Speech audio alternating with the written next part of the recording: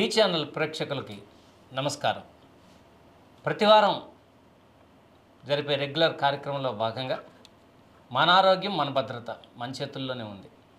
మరి మనిషి ఆరోగ్యంగా బ్రతకాలంటే లోపల ఉన్న అవయవాల్లో చాలా ముఖ్యంగా మనం చూసుకోవాల్సింది గుండె. అది ఎప్పుడు ఆగిపోతుందో తెలియనటువంటి పరిస్థితిలో మనం ఉంటాం. కాబట్టి దానికి అన్ని రకాల జాగ్రత్తలు తీసుకోవాలి.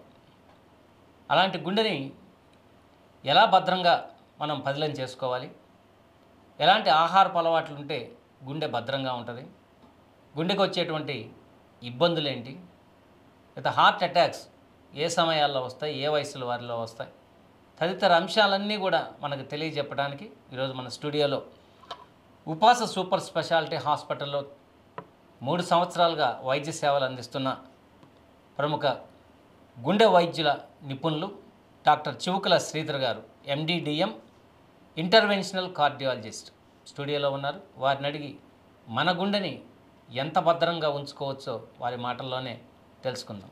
వెల్కమ్ డాక్టర్ గారు. నమస్తే అండి.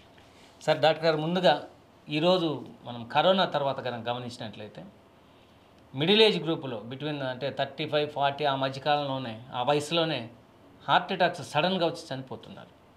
అదొక కారణం. అయితే అసలు రెగ్యులర్గా హార్ట్ అటాక్స్ అనేవి ఎందుకు వస్తాయి?